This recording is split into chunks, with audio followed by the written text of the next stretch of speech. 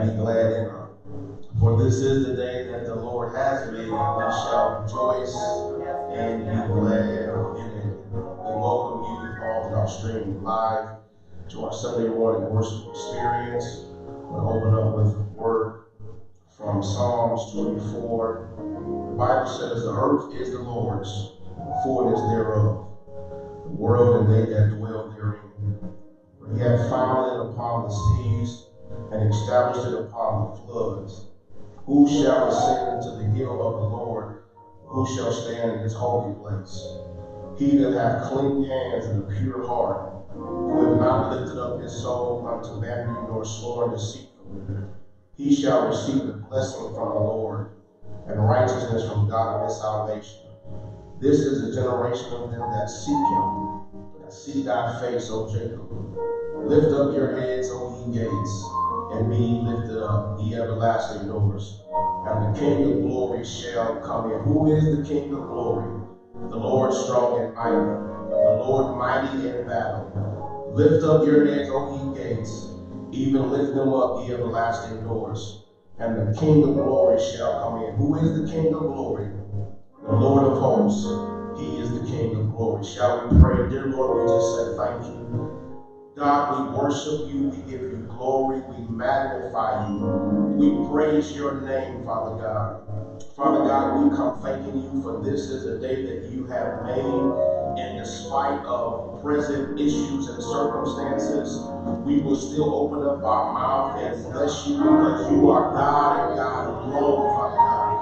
God, we come right now knowing that the church is not a physical building, but that you are bigger than brick and mortar. So we ask right now, we beg in your presence that you would just touch everyone who's listening, who's streaming live, those that are present, Father God. We come praying that your sweet presence, Father God, will ease worried, troubled minds, that you will give them the peace and comfort and hope, and remind them that you are God and God all by yourself. You sit on the throne, and the grave that Jesus once laid in is still empty. And because you still have all power and authority, we can stand today and still tell you thank you, and still rely and trust that you are God and that you are still in control. So come now, Lord, allow your presence to exercise in this place, in those living rooms, in the kitchen. Allow them to feel the sweet presence of your Holy Spirit.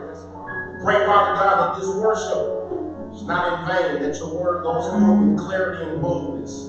Touch him. For those, Father God, who may not know you as their personal Savior, it is our prayer that once this pandemic and this global crisis is over, that those who have never stepped foot in a sanctuary will come to know you in a very real way, Father God. And Father God, we claim it in the name of Jesus. All over this world, save your people. Let them know that you are still on the throne. And if they confess with their mouth and believe in their heart, that they too can be saved. And that this world is not the end, but it's just the beginning, because this too shall pass. We love you so much. We give you glory. In Jesus' name we do pray. All God's children say amen. Amen.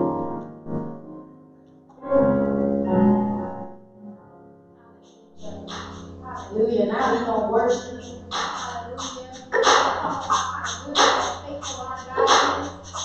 Hallelujah. Hallelujah. We serve a faithful God, and we should never repay him for the things that he has done. But we can, however, show our reverence to him because he is the most high God. He's Alpha and Omega. He's the beginning and the end. He's the first and the last. Hallelujah. Hallelujah.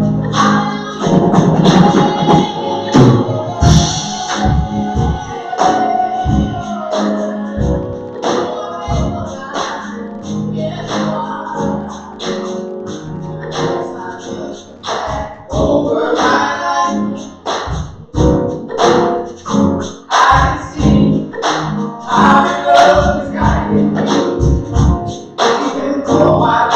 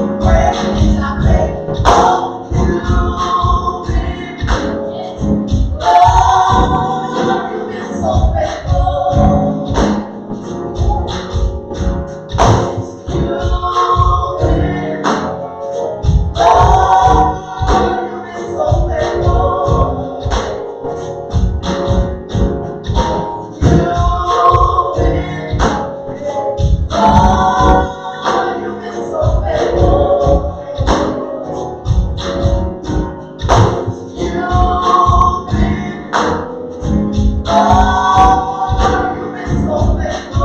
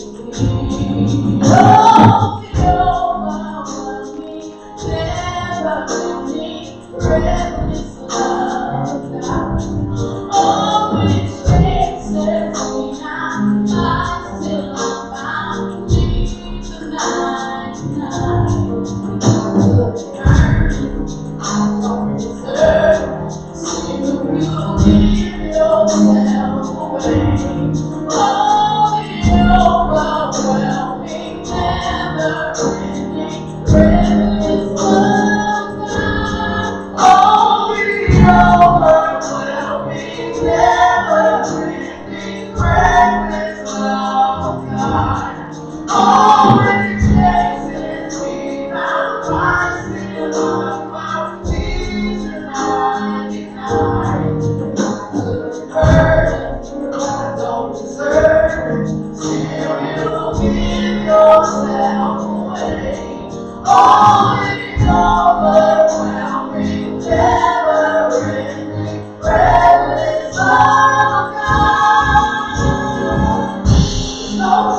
you won't light up, mountain you won't climb up, coming after me. No war you won't get down, fire you won't tear down, coming after me. No shadow you won't light up, mountain you won't climb up, coming after me. No war you won't get down, fire you won't tear down, coming after me. No shadow you won't light up, mountain you won't climb up, coming after me. Yeah. No war you won't get down, fire you won't tear down, coming after me. No shadow you won't light up, mountain you won't climb up, coming after me. No war you won't get down, fire you won't tear down, coming after me. Oh, the overwhelming never reckless love of God. All it takes is without twice in a rock, I please the blinding heart. And I couldn't earn it, I don't deserve it. Still you give yourself away. Oh, the overwhelming, never-ending, reckless love.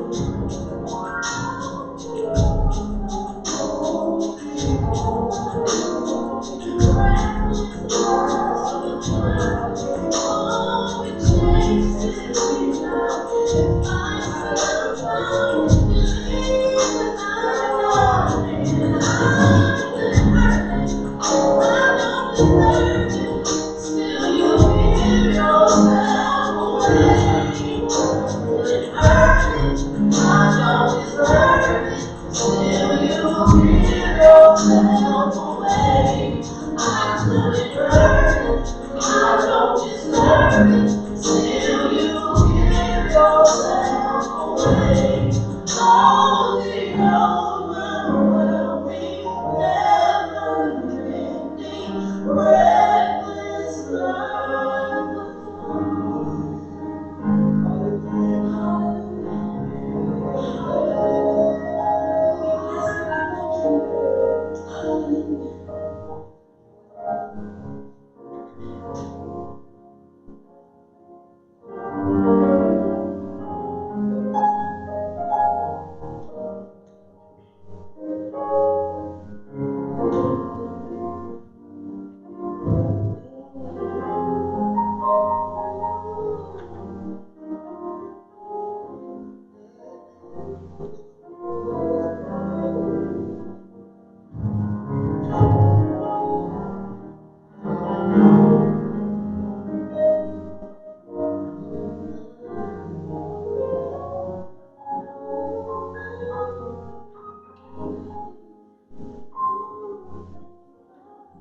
Dear Lord, we just say thank you. Thank you right now for just lending your presence to us. Pray now that your will be done and your purpose be fulfilled. God, take my mouth, hold it steady. Keep my health in the hollow of your hand. So people may be edified and you will be glorified. We love you so much, we give you glory. We magnify your name. In Jesus' name we do pray. Amen.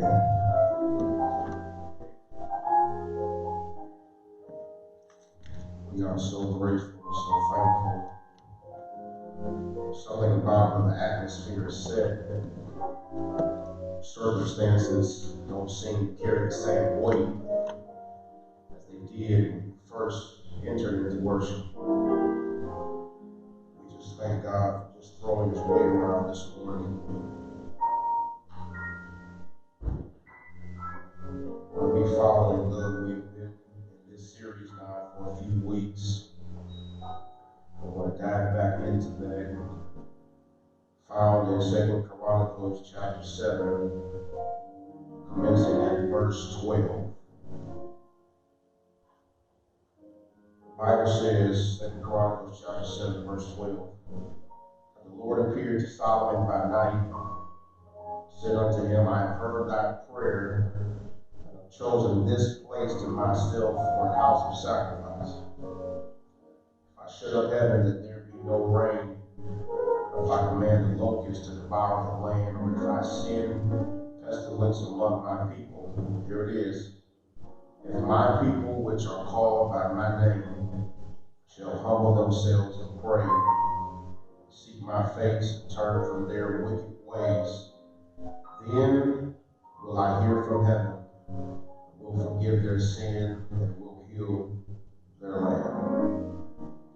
For just a few brief moments, we want to pick up where we left off a few weeks ago with this thought in mind, a call to refocus. Call to refocus.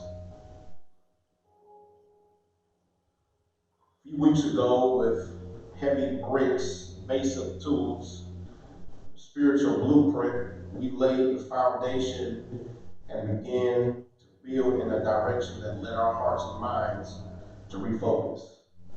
Call, I truly believe God our Father is urging us to rehearse just as much, if not more, than the prayers we recite pleading for his blessings. Through that process of refocusing, we genuflect, if you will, and posture what Aristotle calls the seat of the soul to recommit, reflect, and recenter ourselves within the framework of our relationship with Jesus Christ. I'll admit my original prayer for this sermon series was flawed. My initial aim was that we all propel with a new enlightenment concerning the necessity for each of us periodically to refocus. However, after the turbulence and devastation of these past few weeks, instead of this being something you practice with leisure periodically, God in me would suggest this is something you participate in routinely, called refocus. Episode 1 of this series suggested this Lenten season as a call, not the call, but a call, meaning it doesn't end here, but it just begins here. A call to refocus. We start our time together by defining what Lent is and is not. This was an open book exam. I would ask you to expound on the season, and hopefully you would respond reminding the rest of the class that Lent is not a diet challenge. It's not just some random time during the first quarter of the year when you make the tough decision to give up snacks, coffee, social media, fast food, or red meat for a number of days. Nor is it characterized by fish on Fridays.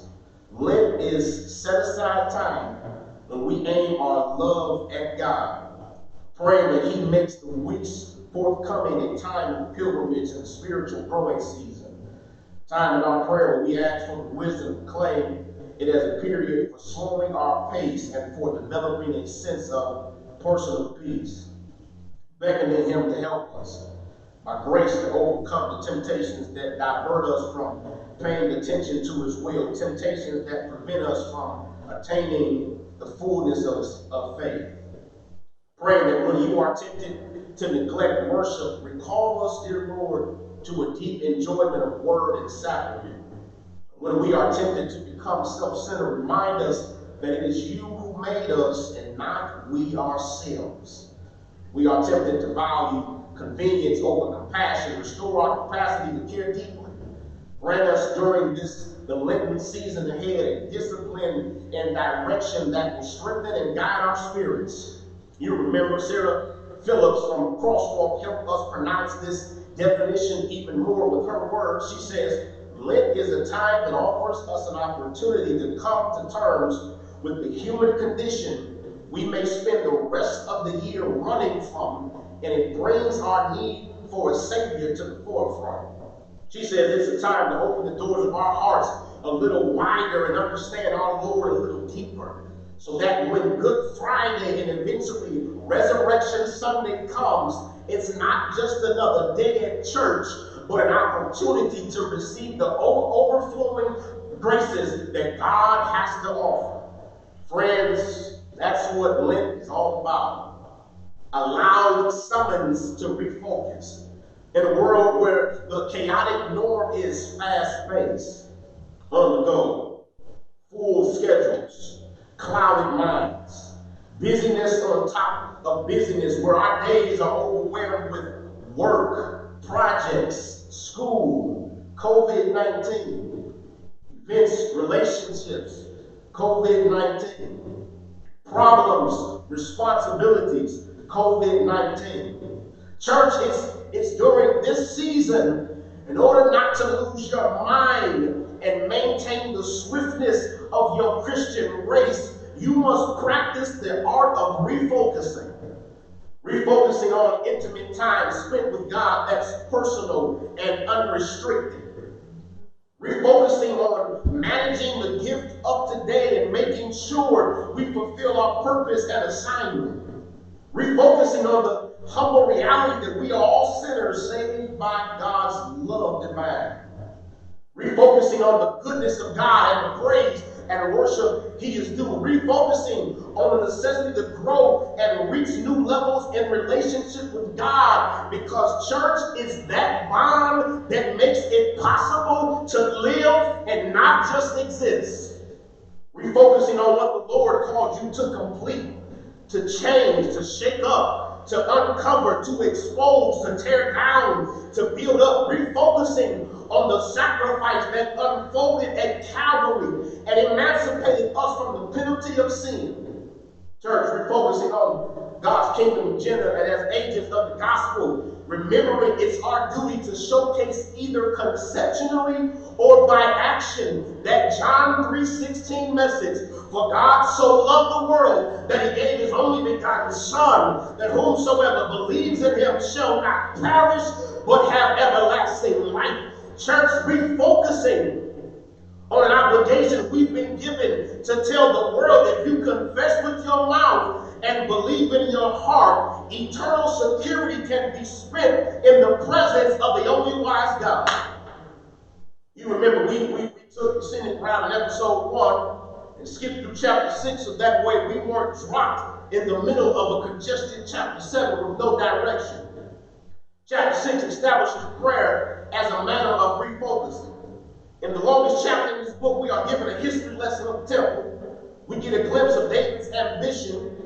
We join in the celebration of God's goodness and promise-keeping nature, and we eavesdrop on Solomon's prayer for dedication.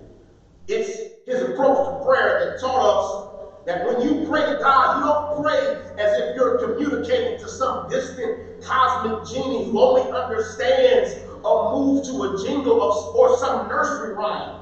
That if you don't hit the right pitch or say the right words, you won't unlock the secret treasure. We learn that prayer should be spontaneous, free, and specific to your relationship with God and where you are at in your life. When you pray with reverence, who the Lord is, it comes from the depth of your heart. You can talk to Him as if He's sitting right in front of you. You don't need to quote eloquent words or spiritual poetry to converse with the Creator, because the reality is you've got so much to dump on God's plate anyway. You don't have time or patience for religious rituals and norms. Through this same prayer we talked about in episode 1, Solomon implied not to start our conversation with the request, but adoration and worship of who God is. And that you pray with confidence in the good shepherd you are speaking to. A certainty in a God who you've never seen, but believes He hears the prayers addressed to Him from distant locations. Why? Because remember, faith in God is the envelope, postage stamp, and delivery system in which your mail reaches heaven's mailbox. Prayer, action, and faith is like attempting to mail a blank piece of paper to an unknown destination. Just won't go very far. Faith is the springboard that we launch our prayers off to reach God's throne room. After picking apart Solomon's prayer, we then began to examine the Lord's response. Remember, it was twofold, we said, both public and personal. In His In his own way, he confirmed his approval of the temple being the new place of worship. It was a positive response. We emphasize that good news because when we refocus our life on what God decides is significant, we stand in anticipation for a positive response. Some people this morning, you're listening to me, that's exactly what you needed to hear. Because you've been catching trouble everywhere you turn. If it's not one thing, it's another. And hear me, that could very well be the master telling you, you need to refocus. Refocus on the truth. I am God. I never slumber nor sleep. Refocus on my love that covers a multitude of sin. Refocus on my grace that grants favor you could never deserve. Refocus on my mercy that isn't recycled, but it's new every morning. Refocus on my ability to do exceedingly abundantly above all that you could ever ask or think. Refocus on the fact that I died, was buried, and got up a few days later, conquering the sting of death and victory over the grave. And if I can achieve that, I can handle whatever is keeping you up at night. Our last take from that opening week, that when you refocus, God responds that you are in a position to react like the Israelites. In the text, the Bible says they responded, yes, God is good. His love never quits. In other words, refocusing clears your mind and settles your racing heart so that you can focus your attention on what God is owed. Because the truth is, your eyesight is held captive by life. You tend to lose consciousness that despite how arduous and stressful your journey is, God is still worthy to be praised. You refocus, you could be enduring some of this world's most difficult problems, still have peace, joy, wearing a smile on your face, testimony, and faith in a God that has sustained you, kept you, brought you, blessed you, healed you, and protected you. We tuned in episode 2, our last time together. We discovered following their verbal reaction of reverence, admiration, and glorification, their expression of gratitude takes a shift. It's right there in the text. It took on a more demonstrative look. Right before our eyes, we saw this expression grow arms, legs, features that identify a worthy God who has kept his word to an undeserving people. The overwhelming celebration of gratefulness broke out into a banquet. By the velocity of our writer's pen, he jerked our mind as if we transitioned scenes in a movie. Remember, God's glory had just filled the house, so invasive and awesome that it prohibited the presence of any unwanted guests. Then, suddenly we are dropped into this ceremony where people are zealous in their efforts to show their appreciation for the promise keeper's goodness. Despite the skepticism, many theologians that argue the sacrifice and offerings too extravagant, impossible, and the slaughtering of all those animals were unnecessary. From the basis of belief that that event we were invited to was a model of the sacrifice of our Lord and Savior Jesus gifted us at Calvary, we defended our case that it wasn't outrageous at all. Because when you really narrow your concentration on the generosity of God, words won't always do you justice. Audible gestures are pleasant, but sometimes they're just not good enough. And when you undoubtedly refocus, it should cause you to dedicate and sacrifice your life to a God who has looked beyond your faults and met all of your needs. And child of God, when you really ponder the benevolence of the great I am, it should cause you to dedicate and sacrifice in such a way that folks criticize you and tell you it don't take all of that and you're doing too much. And we shouted last time when bystanders began to ask you questions like, why you always at church, and why you always helping out people, and why you always giving your resources resources and sacrificing your time, we collectively agree it's because I owe God everything. And I got somebody right there in your living room just to jump up and sit back down and tell God thank you. Because when you look back over your life, you know without a shadow of a doubt, you owe God everything. Around this part of this episode, the noise from the sanctuary began to elevate throughout the building. Because I believe many of us began to reflect down through the years on how God has maneuvered in our lives. We recalled how he preserved us through seasons of lack, afflicted bodies, divorce, loneliness, disappointment, and setbacks, and rejoiced in the fact that we owe him everything and then some. Before we hit pause one last time, we discussed how this grand event included a significant council to dedicate the altar on the 8th through the 14th days of the 7th month. That would include the Day of Atonement. It was then followed by the Feast of Tabernacles, which fell on the 15th through the 21st, and a special assembly on the 22nd. It lasted for a considerable amount of time due to the cultural norms. The sojourn to arrive at this celebration may have been tedious for some, but they still made it. Festivities weren't rushed, even though prolonged. The Bible informs us they enjoyed all of it. This implied to us that when you refocus, it sends a shockwave of excitement to those around you. People see you getting your affairs in order and dedicating and sacrificing. When people see your prayer life reach new levels and your relationship with God take off into areas you've never experienced. When people see you spending more time in your word. When they see you applauding God for his marvelous acts when you could have easily been complaining. Or when people see your character and integrity resembling more of Christ, church, it vibrates a loud call to those within reach to refocus as well and provokes them into a life much more fruitful. In other words, set the tone for your family, your friends, strangers, and associates to refocus. Here it is, this week, from a more comfortable setting.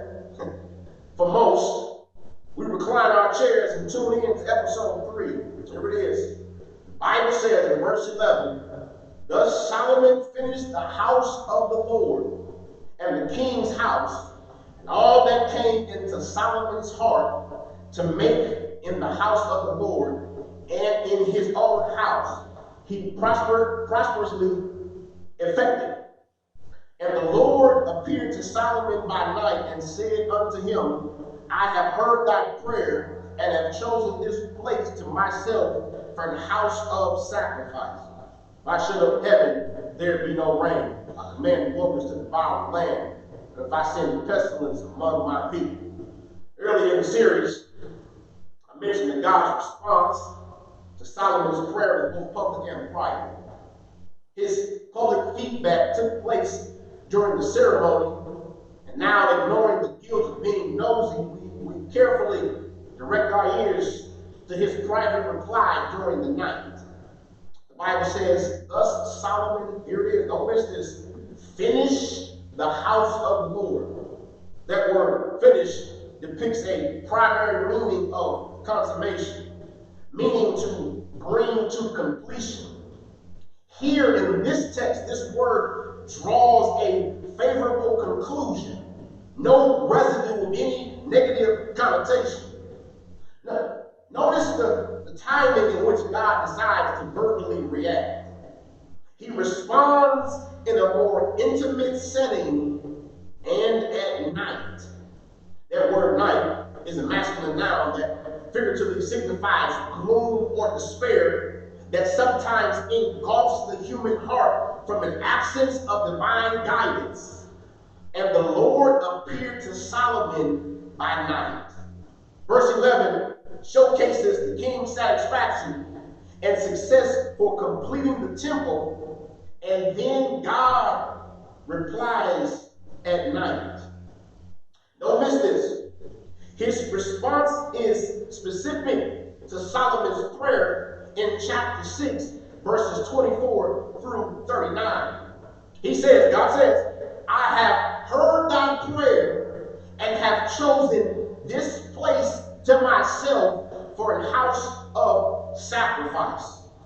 Solomon, in quotes, success and satisfaction, God responds to him at night, and then he makes it known that he has chosen to rest here. Child of God, this is a relevant word for all of us today, because when you refocus, you realize that worldly and kingdom success does not excuse you from the anxiety, pain, and anguish that night's experiences may present.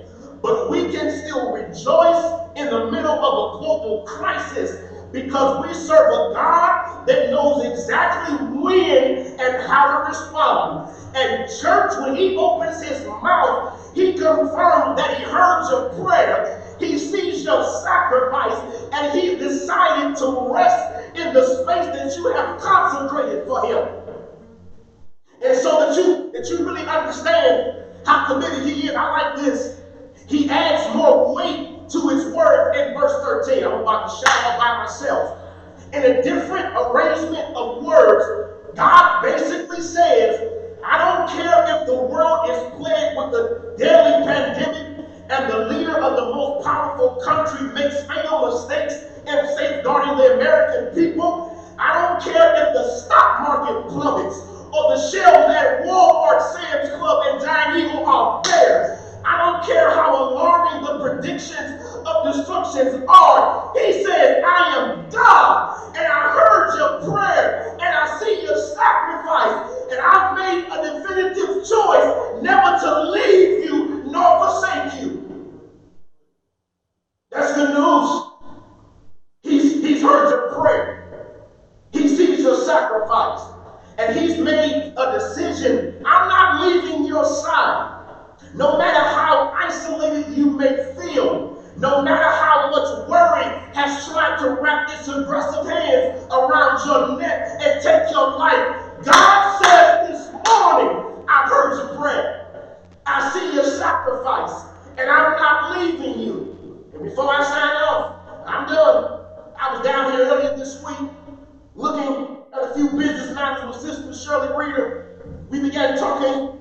I'm trying to hold my peace, y'all, but I feel the Holy Spirit moving. We began talking about current issues, and she didn't know this, but she was actually encouraging me and helping me close out my message. We started talking about COVID-19. She mentioned that her family is worried and concerned about her. She says, I've been using wisdom, Pastor, and all of that. But then somewhere in the conversation, there was a shift in her tone of voice. It moved from a regular conversation to a testimony. She said, I know she didn't say these exact words, but as her tone began to shift, this is all I heard. Child, I'll be fine. She says, I've lived through racism, the crack epidemic, the AIDS and HIV scare, the SARS epidemic, 9/11. I've lived through being sick. And she concluded, I almost told the office up when she said this. She said, if God kept me through all of that, surely he's able to keep me through this. And I need you to be encouraged wherever you are to know if the Lord has brought you this far, he hasn't brought you to leave you where you are, but he's right there in the midst of it all. All you have to do is refocus, realize it, understand it, settle yourself, and know that he's still on the throne. The grave that Jesus once laid in is still empty. He's still seated at the right hand of his Father, daily making intercession on our behalf. Trust in the Lord. Ease your troubled minds. Know that this, whatever present circumstances you are dealing with, even outside of this global crisis, the Lord knows exactly where you are. He has heard your prayer. He has seen your sacrifice. And he is right there by your side. You're not in this by yourself. He didn't just drop you or allow you to endure this and went out the back door. He's right there with you. I know some of you may be confident, I'm going to pay my bills, and he's right there. He's heard your prayer. He's seen your sacrifice. He's right there. Pastor, I'm scared. I don't know. I'm afraid because I see the statistics and the numbers. I watch CNN every day. I see the leadership that's in place. He heard your prayer. He sees your sacrifice. And he'll never leave you. Well, when is this going to be over with? I can't tell you that. But what I can tell you is, he heard your prayer. See the sacrifice. And he's right there by your side. In those moments where it seems as if your mind is unraveling, trying to process everything that is going on in this world, it's during those quiet moments that you need to go down on your knees in prayer. Invoke the presence of God. Spend time in your word. Trust me when I tell you this too shall pass. And you know what? This week, I was spending time with God and just felt the heavy weight of the Holy Spirit pressing upon my mind that after this, just wait and see what the Lord is going to do. I'm expecting people who've never stepped foot in the sanctuary to profess Jesus as the Lord. I'm expecting atheists who made it life's mission to downsize and downplay Jesus Christ and Christians, that they would confess that Jesus is Lord. I'm looking forward to churches being swelled, not with just members, but with people that really want to see his face. Church, be encouraged. And if there be someone out there who have not accepted Christ as their personal Savior, today is a good day. Today is a good day. God has extended you the privilege to see one more day. Won't you confess with your mouth and believe in your heart that he died? God raised him from the dead, that he is Lord. The Bible says that's the prescription from you being saved from the penalty of sin. It's that route that seals your eternal destiny. It's that verse that gives us the hope even beyond this world. So I plead upon you all, refocus. Use this time of quarantine as a time to really go after God. Shall we pray? Dear Lord, we just said thank you once again. Thank you for just being God. Being God. When sometimes in the midst of trouble, we don't even know what to pray for, how to pray, the details of what our prayers should look like. But I'm so thankful it's during those moments that you can still hear our heart. I pray, Father God, that you would just be God. That you would give people peace, comfort, hope. Remind them that you have all power in your hands. Despite what CNN is saying, despite what Governor DeWine is saying, you still control everything. Remind them that you don't sleep nor slumber. You knew this was coming even before it landed on these shores. That you've already taken necessary precaution to keep your people safe and to continue to provide for them. Pray, Father God, in the name of you, that you will remove stress, frustration, and anxiety and depression. For those that are trying to figure out how they want to maintain their financial responsibilities, ease their mind. For those that may be in a house with no family and friends, isolated, and their mind is turning inside out, give them peace that surpasses all understanding. Keep us safe. Allow your angels to create a hedge of protection around us. And we give you glory. We give you all the honor. praise. It's in Jesus' name we pray. Amen. God bless you all. Continue to practice wisdom. I love you all. We're praying for you. Till next time, this too shall pass.